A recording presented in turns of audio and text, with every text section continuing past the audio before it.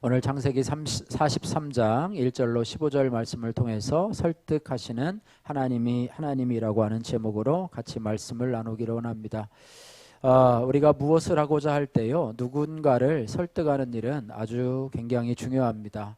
나 혼자만의 능력으로 할 수 있는 일은 이 세상에 없기 때문에 그렇습니다. 설령 내가 지금 혼자 일을 하기 때문에 설득은 필요 없습니다라고 하더라도 언젠가는 누군가와 대화하고 또 협상하고 해야 할 필요가 있기 때문이지요. 그래서 상대방을 설득할 수 있는 방법에는 어떠한 것이 있을까? 여러 이론들 또 책들이 많이 나오고 있는데요. 인간관계의 바이블로 불리우는 이 카네기의 인간관계론에서 보면은 그 중에 하나를 제시하고 있는데요. 친근한 방법으로 시작하라 이렇게 말씀하고 권면하고 있습니다. 사람들은요, 상대적으로 가까운 관계에 있는 사람들의 말을 신뢰하고 또 설득당하는 것을 이렇게 볼 수가 있는데요. 가령 내가 맛있는 식당을 좀 찾으려고 할 때요, 요즘 젊은이들은 네이버를 검색해 가지고 맛집을 이렇게 쳐가지고 또 그 밑에 이렇게 댓글들을 보면서 이 식당에 대한 평이 어떤가, 또 메뉴판을 뒤져보기도 하고 이렇게 하면서 이제 그 식당을 갈 건가 말 건가 결정을 하는데요. 또 어떤 분은 흔히 이제 주위에 친한 분들이 어느 식당을 좀 가야 되는데 어떻게 하면 좋을지 모르겠다라고 하니까 내가 이번에 어느 식당을 가봤는데 정말 맛있고 친절하고 가격도 아주 좋아라고 하면서 추천을 하면 아무런 그런 거침이 없이 그 식당을 가는 경우를 우리가 보게 된다고 하는 거예요. 그래서 어쨌든 친근한 방법으로 다가가라고 하는 그 권면인데요. 특별히 만약에 내가 설득해야 될 대상이 내가 처음으로 만난 사람이라고 한다면은요, 친근함의 지수를 높이는 것이 설득에 큰 효과를 발휘한다 이렇게 말하고 있습니다. 링컨은 이 설득에 관해서요, 유명한 말을 했는데요. 꿀 한 방울이 한 통의 쓸개즙보다 파리를 더 많이 잡는다, 이런 말을 했습니다. 내가 상대방을 설득하고자 한다면은요, 내가 그에게 진정한 친구임을 인식시켜 주어야 합니다. 그래서 상대방의 마음에 신뢰를 주는 것이 바로 이 링컨이 얘기한 꿀과 같은 것이라고 보게 되는데요.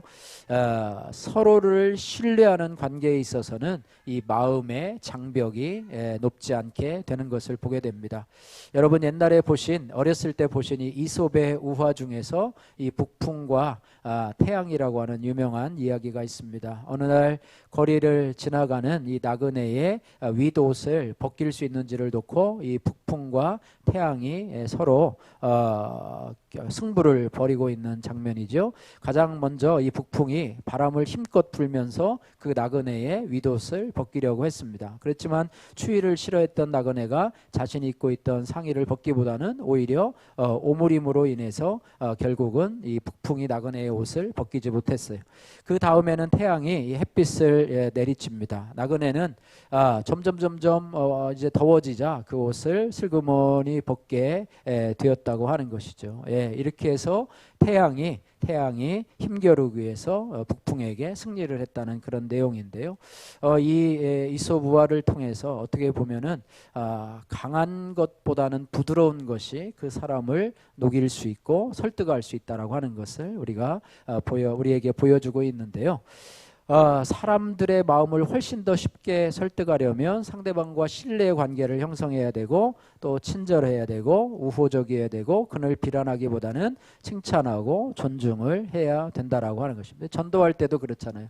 우리가 길거리에서 노방전도를 하게 되고요. 무슨 하게 되면 처음 보는 사람에게 예수 믿으세요 그러면 그 사람이 우리를 보고 처음 보는 사람이 우리를 보고 친절하게 대하는 경우는 없습니다. 그런데 지나가다가 아는 사람이라도 만난다고 하면 또 아는 서로 간에 또 아는 생활도. 그래서 전도는 어떻게 보면 노방전도보다는 여러분 관계전도를 통해서 서로 간에 신뢰를 쌓을 때 그 하나님의 말씀이 설득력 있는 그런 경우를 보게 되는데요. 그러나 이 죄악에 빠진 인간은요, 선의로 상대방을 설득하기보다는 악의를 가지고 선의를 위장해서 상대방을 속이고 상대방에게 치명적인 해를 끼치는 그런 삶을 살아왔음을 우리가 역사적으로 보게 됩니다. 사단은 인간에게 꿀을 주는 것처럼 그렇게 보이지만은 그 꿀에 치명적인 독을 타서 그것을 먹는 사람들에게 타락으로 또 저주로 멸망으로 지옥으로 빠지게 하는 그런 영물이죠. 요즘은 복음 전도를 위장한 각종의 이단들이요, 거짓 교리를 통해서 사람들에게 친근히 접근해서 그들의 삶을 또 그들의 가정을 파탄에 이끄는 그런 경우가 비일비재하기 때문에요, 우리가 늘 주의를 기울여야 할 줄로 믿습니다. 성경에 보면은요, 이에 관한 구절이 있는데요, 대표적으로 요한복음 10장 10절 말씀에 보면은요, 도적이 오는 것은, 사단을 얘기하는 거죠, 그죠? 도적이 오는 것은 도적질하고 죽이고 멸망시키려는 것뿐이요, 내가 온 것은, 주님이 온 것이죠, 내가 온 것은 양으로 생명을 얻게 하고 더 풍성히 얻게 하려 하는 것이라, 이렇게 말씀하고 있습니다. 하나님은요, 죄에 빠져 허덕이는 우리 인간을 설득하러 오시는 하나님이십니다. 그리고 그 설득의 결과가 무엇입니까? 아까 사단은 그 설득의 결과가 사람들을 도적질하고 또 죽이고 멸망시키려는 것뿐인데, 하나님이 우리를 설득하시는 이유는 무엇이냐면 우리의 풍성함이고 또 우리의 행복이고 또 우리의 구원이고 영생인 줄로 믿습니다. 그러나 우리가 보기에는요, 가장 지혜로우신 하나님조차도 늘 인간을 설득하시는 일에 성공하지 못하는 것처럼 이렇게 보일 때가 많이 있습니다. 여러분, 이 고집센 인간 또 죄에 빠진 인간은요, 늘 하나님의 말씀에 설득당하는 것을 원하지 않는 것 같아요. 오히려 죄 많고 지혜 없는, 지식 없는 인간이 오히려 지혜와 지식이 풍성한 하나님을 오히려 설득하려고 드는 것을 보게 됩니다. 그래서 인간의 시선으로 볼 때는요, 하나님의 설득이 늘 무시당하는 것처럼 그렇게 보이지만은요, 결국 하나님은요, 당신의 뜻을 이 땅에 이루시는 하나님이세요. 할렐루야. 그래서 결국은 인간을 설득하시는 하나님 이시라고 하는 것입니다. 바라기는 저와 여러분들이 하나님께 설득당하는 인생이 되시기를 주님의 이름으로 축복합니다. 신앙이라고 하는 것은요, 하나님께서 우리를 설득하시는 과정이에요. 여러분이 신앙을 가지고 믿음을 가졌다라고 하는 것은요, 하나님이 저와 여러분을 설득하셨고 여러분은 그 설득을 당하셨다라고 하는 것입니다. 할렐루야. 여러분이 오늘 이 자리에 와서 예배를 드리는 것은 하나님 앞에 당하셨다라고 하는 그것을 증명하는 것이고, 제가 여기에 서서 여러분에게 말씀을 대언하는 이유는 하나님 앞에서 저도 목회자로서 설득을 당했다라고 하는 것을 보게 되는 것이죠. 설득을 당했다고 하는 것이 조금 좀 부자연스러운 것도 있지만은요, 하나님 앞에 설득되는 것이 우리의 행복이고 기쁨인 줄로 믿습니다. 바라기는요, 여러분이 마귀의 유혹에 여러분 설득당하지 않기를 주님의 이름으로 축복합니다. 오늘 저와 여러분이 읽은 이 본문을 통해서요, 우리는 야곱을 설득하시는 하나님을 보게 되는데요, 하나님의 설득 방법은요, 우리를 너무너무 잘 아시는 하나님께서요, 한 가지 방법이 아니라 다양한 방법을 통해서 우리를 설득하고 있는 것을 보게 되는데요, 여러분 오늘 말씀을 통해서 우리 자신을 살펴볼 뿐만 아니라 또 나 자신을 돌아보시고 또 유익을 얻는 시간이 되시기를 주님의 이름으로 축복합니다. 먼저 1절 2절 말씀에서 하나님은 인간의 한계 상황을 통해서 설득하시는 하나님이십니다. 먼저 1절과 2절 말씀 우리 같이 한번 읽어보도록 하겠습니다. 그 땅에 기근이 심하고 그들이 애굽에서 가져온 곡식을 다 먹음에 그 아버지가 그들에게 이르되 다시 가서 우리를 위하여 양식을 조금 사오라. 아멘. 야곱과 그의 가족이 살고 있는 이 가나안 땅에 기근이 임하게 됩니다. 흉년이 임하고요, 먹을 것이 없는, 먹을 양식이 부족한 그런 시대를 살아가고 있죠. 우리나라는 얼마나 풍성한 모습으로 살아가고 있습니까? 근데 농민들이 또 쌀값이 너무 또 오르지 않고 싸서 또 그것 때문에 걱정을 하고 있기는 한데요, 가나안 땅에 심한 기근이 계속되어서 먹을 것이 없습니다. 그동안에는요, 곡식이 있었던 이 애굽에 가가지고 그 아들들이 가서 곡식을 사와서 조금 연명할 수준이 되었는데, 이제 또 시간이 지나다 보니까 또 이제 곡식이 떨어져서 이제는 고민하고 있었던 그런 모습을 보고 있고요. 오늘 2절 말씀해 보니까 이 가장이었던 이 야곱이 이렇게 말합니다. 다시 가서 우리를 위하여 양식을 조금 사오라 이렇게 말하고 있습니다.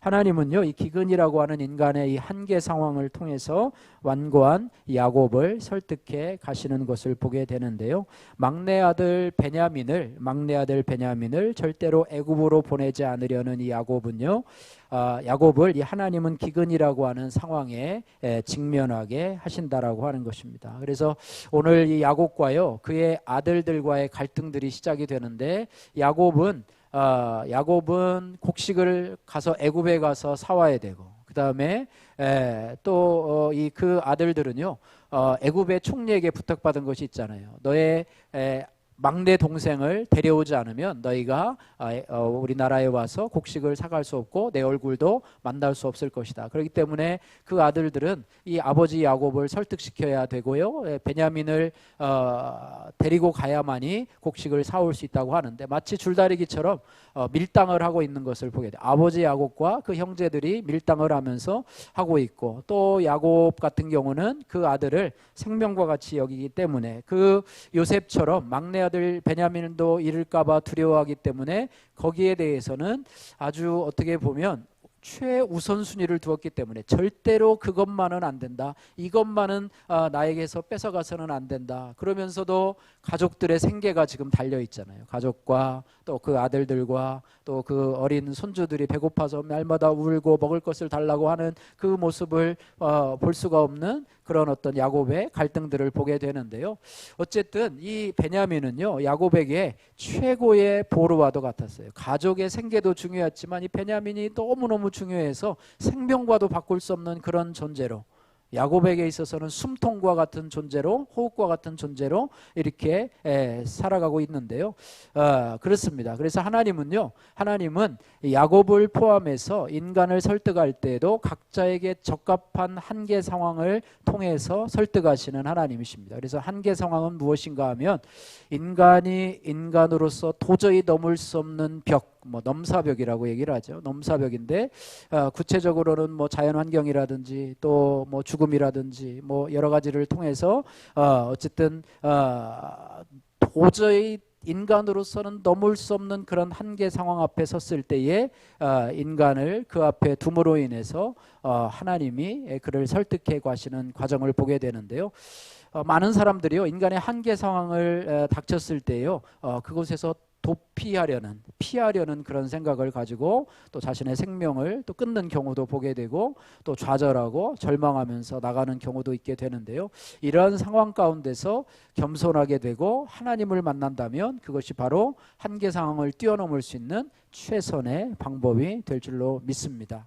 그래서 하나님은요, 우리의 물질의 한계 상황을 우리에게 주실 때도 있고요, 또 우리의 건강의 한계 상황을 주실 때도 있고요, 또 인간관계의 한계 상황을 통해서 우리의 연약함을 보게 하고 우리를 겸손하게 만들면서 하나님을 의지하게 만드는 그런 하나님의 설득 방법으로 그것들을 사용하게 되는데요.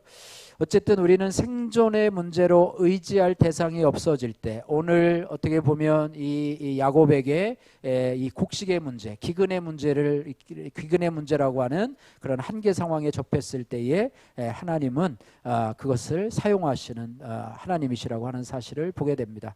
애굽에 붙잡혀 있는 이 시므온도 또 다른 이 아들들도 어떻게 보면 하나님이 이 고집스러운 이 야곱이 하나님 앞에 설득당해서 베냐민을 데리고 애굽에 갈 것을 허락할 때까지 인내하고 기다려야만 했다고 하는 것입니다. 그래서 하나님은요, 지금도 완악해서 자신의 고집을 내려놓지 못하는 나 한 사람을 오랫동안 참고 기다려 주실 뿐만 아니라 한계 상황을 통해서 나를 겸손하게 하시고 설득하게 하시는 하나님이시라고 하는 사실을 우리가 기억을 해야 될 것입니다.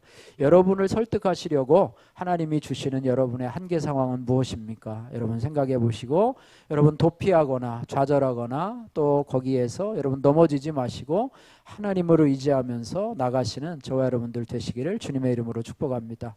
두 번째는요, 이 3절에서 10절 말씀인데요. 하나님은 이 기근이라고 하는 한계 상황을 통해서 야곱을 설득시키실 뿐만 아니라 이제는 야곱의 넷째 아들 유다를 통해서도 야곱을 설득시키는 하나님이시라고 하는 거예요. 한 가지 방법을 통해서 완전히 설득한다면 얼마나 좋겠습니까? 야곱이 기근이라고 하는 상황을 통해서요, 완전히 넘어졌으면 얼마나 좋겠습니까? 그러나 기근이라는 상황 속에서도요, 끝까지 갈등하고 있는 모습을 보잖아요. 기근보다도 내게 있는 생명과 같은 베냐민이 더 중요하니까 계속 줄다리기를 하고 있는 야곱의 모습을 보는데요. 하나님이 그의 넷째 아들 유다를 통해서 다시 한번 이 야곱을 설득하고 있는 모습을 보게 됩니다.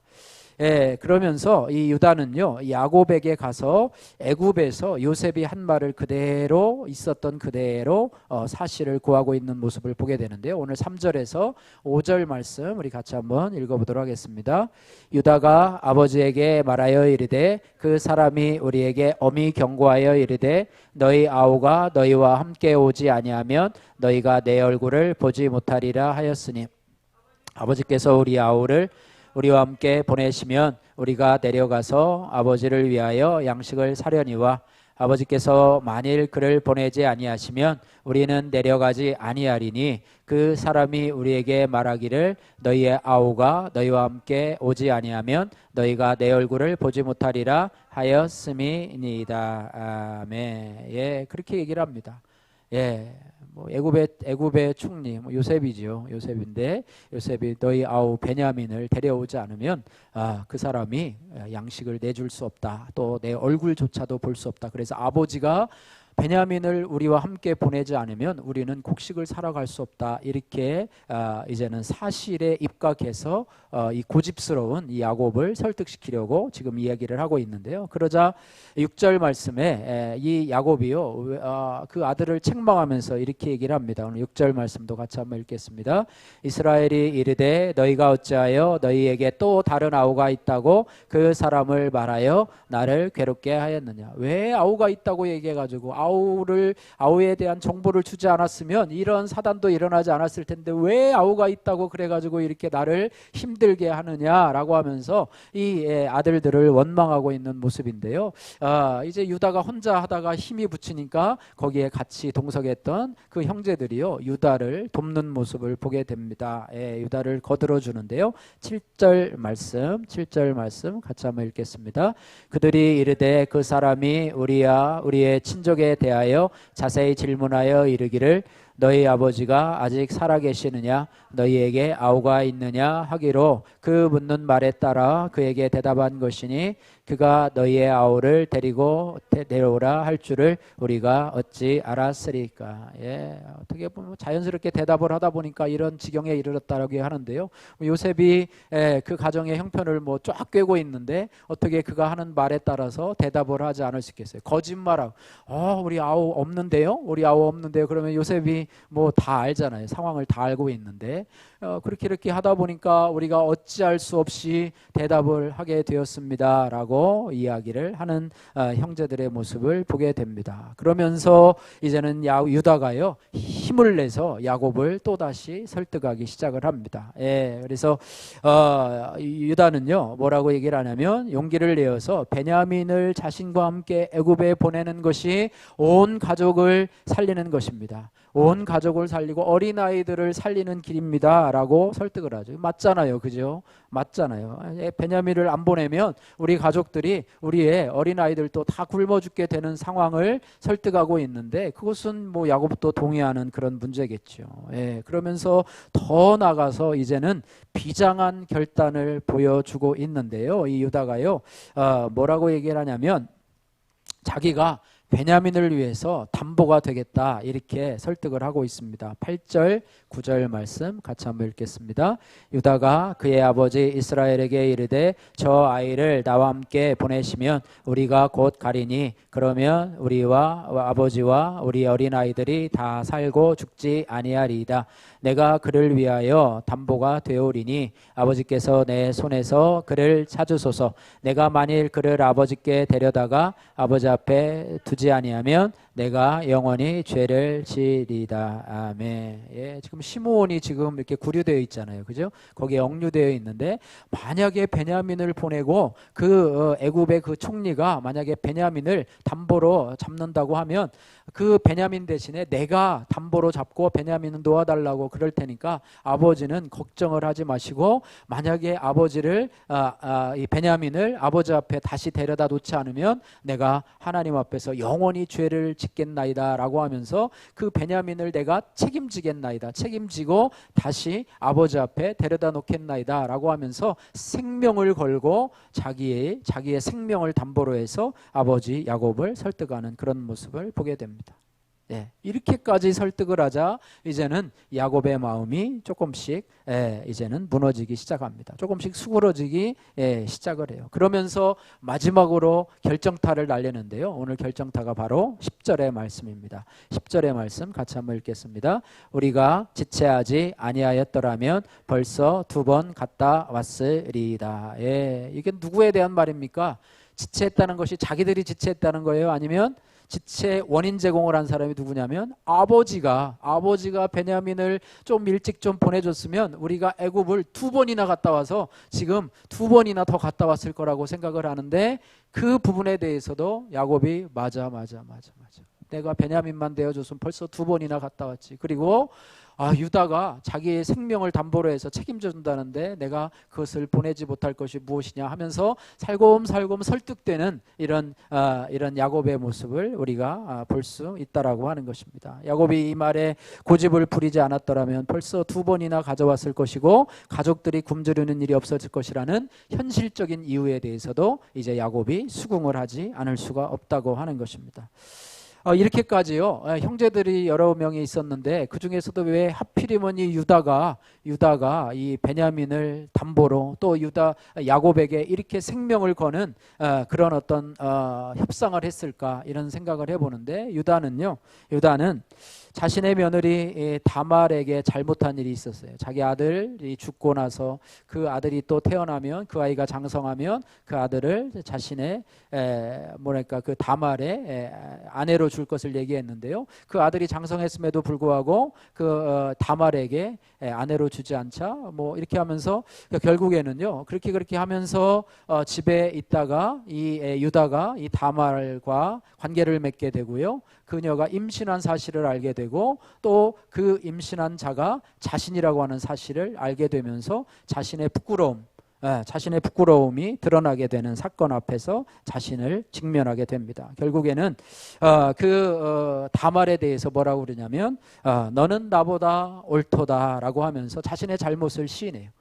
며느리 다말 네가 나보다 옳도다라고 하면서 자신의 죄를 하나님 앞에서 인정하면서 또 죄사함의 은혜를 경험했던 영적인 사람이 바로 유다라고 하는 거예요. 그래서 은혜 받은 사람, 유다는 은혜 받은 그런 아들이에요. 그래서 이 부분에 대해서 이렇게 하는 거죠. 그래서 유다는요 곡식이 떨어지는 이 가족의 육적인 기근보다도 그것도 물론 중요했지만은요 야곱의 집안에 뿌리 깊이 내려오는 음란과 편애와 차별로 인한 영적 기근의 심각함을 느끼고 자신의 희생을 통해서 이 가족을 구원해야 되겠다라고 하는 그런 어떤 사명감을 가지고 이 일을 행했다고 하는 것입니다. 여러분 유다 아시죠? 유다 넷째 아들, 장자도 아니고 넷째 아들임에도 불구하고 유다를 통해서 예수 그리스도가 나오잖아요. 그죠?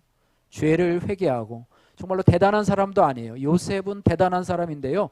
요셉과 같은 가문에서 예수 그리스도가 나오지 아니하고요. 이 유다와 같이 참 별 볼 일 없고요. 며느리를 강간하고 욕보인 어떤 이런 자지만은 그러나 하나님 앞에서 자신의 죄를 회개하고 또 깨닫고 이렇게 베냐민을 통해서 베냐민을 담보로 해가지고 희생하면서 이런 섬기는 이 유다를 통해서 예수 그리스도의 계보가 이어지는 것들을 우리가 보게 된다라고 하는 것입니다. 그리고 유다는 자신의 유익을 위해서 이런 결단을 한 것이 아니고요. 야곱과 형제들을 살리기 위한 그런 이타적인 목적으로 이런 일을 행했다라고 하는 것입니다. 그래서 이것을 보면은요.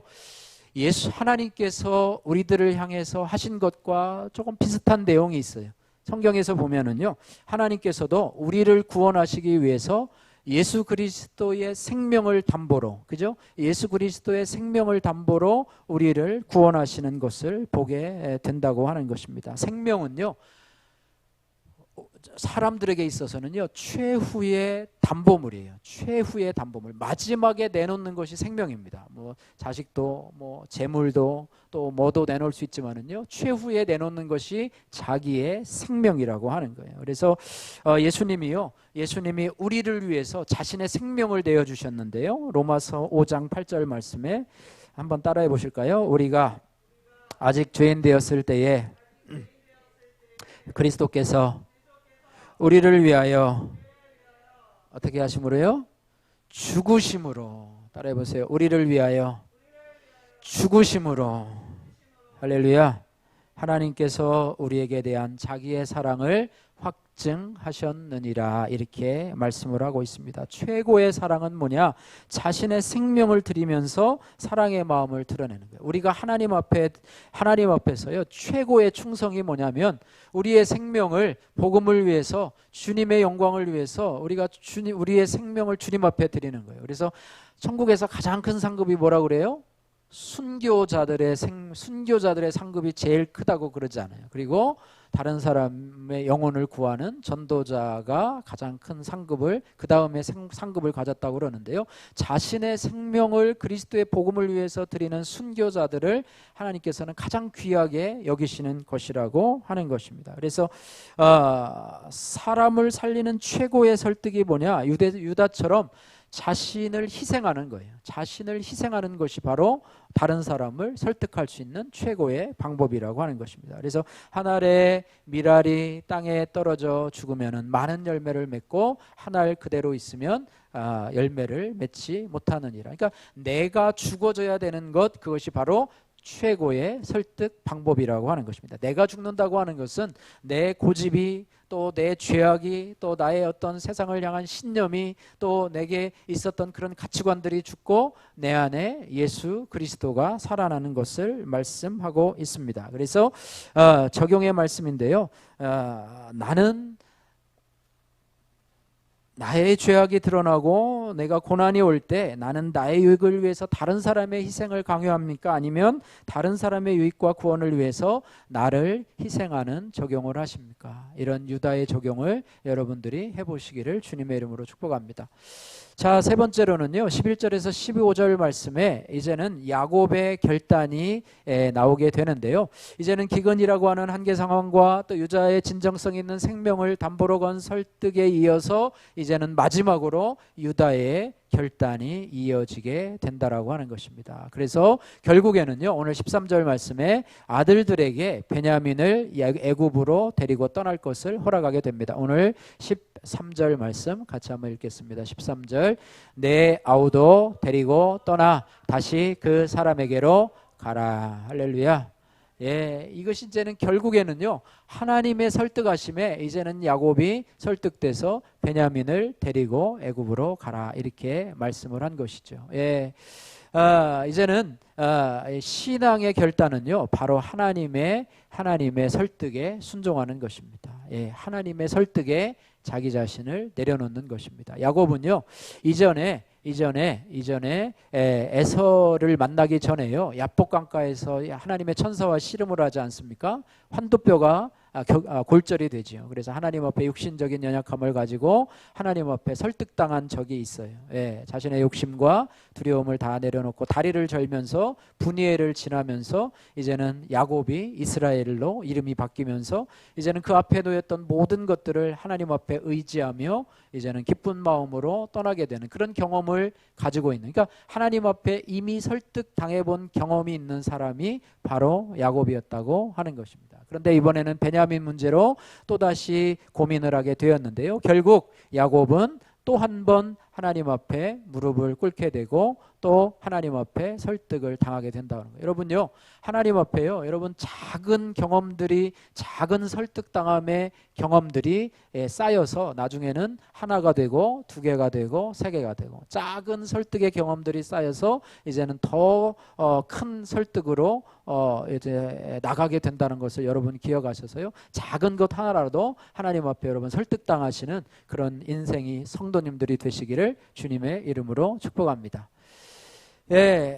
결국에 이렇게 되는데요. 사도 바울이요, 날마다 내가 죽노라 라고 하는 말씀을 하게 돼요. 한번 따라해 보실까요? 내가 날마다, 다시 한번요, 나는 날마다 죽노라. 할렐루야. 나는 날마다 죽노라. 이게 도대체 무슨 말인가 생각을 합니다. 세상에는 두 종류의 사람이 있다고 그러죠. 뭐 남자와 여자도 있고 뭐 여러 가지 뭐 그러겠는데, 오늘은 어떤 두 종류의 사람인가 하면요, 나는 날마다 살고 있다라고 생각하며 사는 사람이 있고, 나는 날마다 죽노라고 생각하며 살아가는 두 종류의 사람이 있다고 하는 것입니다. 그래서 나는 날마다 살고 있다라고 하는 생각으로 살아가는 사람들은요, 어리석은 사람이에요. 그래서 죽음에 대해서 전혀 생각하지 않은 채 끝내 그 삶을 마치는 사람이고요. 날마다 죽노라 하면서 생각하고서 영원히 살아가는 그런 사람이 있다라고 하는 것입니다. 그래서 사도 바울이 나는 날마다 죽노라는 말은 무엇이냐면, 날마다 내 육신의 정욕을 향해서 죽고, 인간의 욕심에 대해서 죽고, 세상적인 모든 것에 대해서 내가 날마다 죽노라, 이렇게 고백을 하는 것이죠. 그래서 사도 바울은 이렇게 고백을 합니다. 여러분, 갈라디아서 2장 20절, 여러분 또 찬양으로도 내가 그리스도와 함께 십자가에 못 박혔나니, 뭐 이런 찬양도 있는데요. 여러분 암송하시면 좋습니다. 내가 그리스도와 함께 십자가에 못 박혔나니 그런즉 이제는 내가 산 것이 아니요 오직 내 안에 그리스도께서 하신 것이라. 이제 내가 육체 가운데 사는 것은 나를 사랑하사 나를 위해 자기 몸을 버리신 하나님의 아들을 믿는 믿음 안에서 사는 것이라. 여러분, 날마다 죽고 있습니까? 아니면 날마다 살아나고 있습니까? 여러분, 날마다 여러분의 욕심이, 또 여러분의 자아가, 여러분의 죄가 십자가에 못 박히고 죽는 여러분이 되시기를 주님의 이름으로 축복합니다. 야곱은요, 이 베냐민을 애굽으로 보내기로 결심하면서요, 애굽에 총리에게 보낼 뇌물성의 예물을 철저하게 준비를 합니다. 11절 12절 말씀 같이 한번 읽어보도록 하겠습니다. 11절 12절 말씀입니다.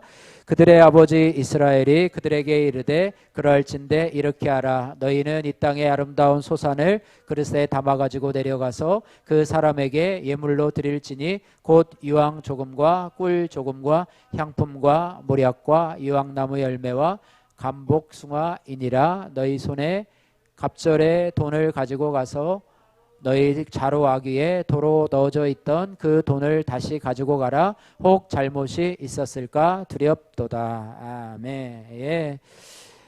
이렇게 참 어떻게 보면은 뇌물성의 예물을 철저히 준비하는데, 마치 에서의 마음을 풀어줄 요량으로 이전에 예물을 준비하던 것과 비슷하지만, 그러나 뇌물로는 이제 어찌할 수 없는 이 막내 아들을 보내는 일에 있어서 이제 야곱은 하나님을 전적으로 의지하는 그런 모습을 보게 됩니다. 시편 37편 5절에서 6절 말씀에 시편 기자는 이렇게 말합니다. 너희의 길을 여호와께 맡기라. 저를 의지하면 저가 이루시고 너희를 해와 같이 빛나게 하시며 너희 공의를 정오의 빛과 같이 하시리로다. 제 인생 말씀인데요. 이런 고백을 하기를 원하시는 하나님이신데요. 이 야곱도 이런 고백을 하게 됩니다. 오늘 14절 말씀 같이 한번 읽겠습니다. 14절. 전능하신 하나님께서 그 사람 앞에서 너희에게 은혜를 베푸사 그 사람으로 너희 다른 형제와 베냐민을 돌려보내게 하시기를 원하노라. 내가 자식을 잃게 되면 이르리로다. 아멘. 전능하신 하나님을 의지하면서 그 형제와 아들과 베냐민의 앞길을 하나님 앞에 의지하면서요, 그렇게 얘기를 하고 돌아오게 되기를 원하노라 라고 하면서 14절 마지막에는 이제는 완전히 하나님 앞에 맡긴 고백을 합니다. 무슨 고백을 합니까? 내가 자식을 잃게 되면 이르리로다, 이런 말을 하잖아요. 그죠? 내가 죽으면 죽으리로다 라고 하는 에스더의 고백과 같이 내가 자식을 잃게 되면 이르리로다 라고 고백을 하면서 가장 소중히 여기는 이 베냐민을요, 하나님께 완전히 맡겨버리는, 할렐루야. 마치 아브라함이 이삭을 번제단에 드리면서 칼을 들어서 내리치듯이 마치 그 생명을, 이삭의 생명을 하나님 앞에 맡기는 것처럼 베냐민의 생명을 하나님의 손에 맡기고 그분의 은혜를 갈구하게 되는 것이죠. 결국 야곱은요, 철저하게 하나님 앞에 순복하면서 설득당하는 그런 모습을 보게 됩니다. 이것은요, 야곱이 죽는 길이 아니고요, 야곱이 사는 길이에요. 할렐루야. 야곱이 사는 길뿐만 아니라 야곱의 가족이 사는 길이에요. 또한 그를 통해서요, 그 후로 이루어질 그런 믿음의 자손들, 믿음의 후손들, 뭐 저와 여러분들을 포함해서 그들까지도 살아가는 길이 바로 오늘 이 야곱의 결단이었다고 하는 것이죠. 그렇지 않으면요, 그 70명이나 되는 가족이요, 다 기근으로 몰살해 죽었어요. 베냐민을 지키려고 끝까지 그의 고집을 포기하지 않았더라면요, 그들이 애굽에 가서 곡식을 얻어오지도 못했을 뿐더러 그들은 그곳에서 다 굶주려서 아마 죽음을 맞이하게 됐을 것이고, 그로 일어나는 믿음의 후손들이 더 이상 일어나지 못하는, 거기서 그냥 믿음의 후손들이 끝나버리는, 그죠? 네, 그런 여기 있었는데요. 하나님이 야곱을 설득해야 되는 것은요, 반드시 해야 되는 일이에요. 야곱을 설득하지 못하면 그 후로 예수 그리스도의 후손이 나올 수도 없는 그런 상황이기 때문에, 절박한 상황이기 때문에 야곱을 설득해야 됐고, 또 야곱은 하나님의 설득에 대해서 완전하게 설득을 당하게 되는 그런 상황이었다고 하는 것입니다. 저와 여러분들도 매 순간요, 우리 자신과 또 다른 사람을 구원으로 인도하고자 하면 내가 생명처럼 여기던 것, 아끼던 것, 소중히 여기던 것들을 내려놓아야 됩니다. 할렐루야. 내가 그동안 생명처럼 붙들고 있던 가치관들, 고집들을 때로는 내려놓아야 됩니다. 그래야지만이 하나님께서 역사하실 수 있는 것입니다. 하나님은요, 우리의 순종을 최고의 예물로 받으시는 하나님이십니다. 우리의 결단을 기다리고 계시는 하나님이시라고 하는 것입니다. 적용입니다. 야곱의 결단으로 온 가족이 살게 된 것처럼 내가 나와 내 가족의 구원을 위해서 내가 내려놓아야 할 가장 소중한 것은 무엇입니까? 여러분 생각해 보시길 바랍니다. 말씀을 정리하겠습니다. 하나님은, 한번 따라해 보세요, 설득하시는 하나님이십니다. 예, 특별히 죄에 빠진 인생을 설득하시는 하나님이십니다. 설득하시는 목적은 그로 인해서 영생을 얻기 위해서, 또 그로 인해서 더 풍성히 얻게 하시려고 설득하시는 하나님, 그 설득에 담보로 내어주신 분이 바로 예수 그리스도이십니다. 그분을 십자가에 달려 죽으심으로 인해서 인류가 구원 얻을 길을 열어주셨습니다. 그분을 믿는 자들은 하나님의 자녀가 되고 하나님 나라의 백성이 되게 하셨습니다. 또한 하나님은 하나님의 자녀된 저와 여러분들을 설득하시는 하나님, 성화로 설득하시는 하나님, 예수 그리스도의 인격을 담기 위해서 또 사역으로 우리를 부르시는 하나님이시라고 하는 것입니다. 그래서 그 여정 속에서 나의 죄와 나의 고집과 나의 세상을 향한 욕심들, 하나님보다 더 사랑하는 어떤 것들을 내려놓기를 원하시는 하나님의 설득하심에 대해서 우리가 그것들을 내려놓고 하나님의 설득하심에 설득당하는 저와 여러분들 되시기를 주님의 이름으로 축복합니다. 하나님은요, 우리를 설득하시되 강요하시거나 협박하지 아니하시고 기다리고 또 기다려주시고, 오늘 이 기근과 같은 한계 상황을 통해서 조금씩 설득해 가시고, 또 주변의 사람들을 통해서도 우리를 설득해 가시면서 최종적으로는 우리의 결단을 요구하시는 하나님. 할렐루야. 내가 결단하지 않으면 주위의 설득도 아무런 소용이 없다는 것을 기억하시면서 내가 오늘날 야곱처럼 결단해야 될 것은 과연 무엇인지 여러분 생각해 보시면서 야곱처럼 그런 설득 당하시는 행복한 인생이 되시고 하나님 앞에 쓰임받는 인생이 되시는 저와 여러분들 되시기를 주님의 이름으로 축복합니다.